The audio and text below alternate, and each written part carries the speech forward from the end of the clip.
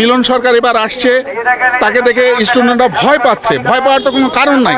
যারা সঠিকভাবে লেখাপড়া করবে, লেখাপড়ার মান যদি সঠিক হয়, তাহলে তারা বিভিন্ন ইউনিভার্সিটিতে সহজেই চান্স পাবে এবং তাদের যোগ্যতাও সেইভাবে ফুটে উঠবে। খালি রেজাল্টের গোল্ডেন এ প্লাস, খালি এসএসসি এইচএসসিতে পাইলেই চলবে না। সঠিকভাবে লেখাপড়া করতে হবে, যাতে তারা লেখাপড়ার মানটা ঠিক থাকে এবং তারা ইউনিভার্সিটিতে ভর্তি হইতে পারে। অনেককে দেখা গেছে যে গোল্ডেন এ প্লাস এসএসসিতে পাইছে, এইচএসসিতে পাইছে, কিন্তু তারা দেখা যায় একটা নর্মাল ইউনিভার্সিটিতে তারা চান্স পাইতেছে না। তাহলে তাদের লেখাপড়ার মানটা কি?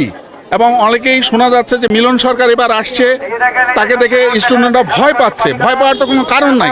যারা সঠিকভাবে লেখাপড়া করবে, লেখাপড়ার মান যদি সঠিক হয়, তাহলে তারা বিভিন্ন ইউনিভার্সিটিতে সহজেই চান্স পাবে এবং তাদের যোগ্যতাও সেইভাবে ফুটে উঠবে।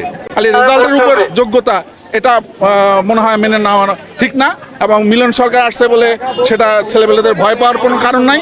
সঠিকভাবে পড়ালেখা করতে পারলে সঠিক রেজাল্ট হবে, এটাই আমার। শুধু আমাদের এই যে বোর্ড চলবে, দেখেন এই বোর্ড চলবে, কোনো ঘড়ি চলবে না। হ্যাঁ, কোনো ঘড়ি এলাও নাই, শুধু সাদা বোর্ড চলবে, কোনো ঘড়ি এলাও নাই।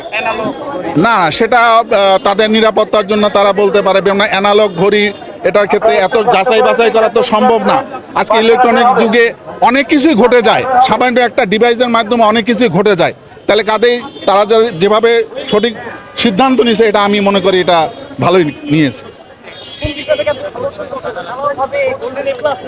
না না, ঢালাওভাবে গোল্ডেন এ প্লাস আমি সমর্থন করি না।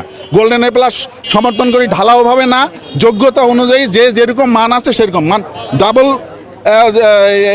গোল্ডেন এ প্লাস পাচ্ছে, কিন্তু তারা ইউনিভার্সিটিতে তাদের পারফর্ম দেখাতে পারছে না, তাইলে সেই গোল্ডেন পেয়ে তো কোনো লাভ নাই। হ্যাঁ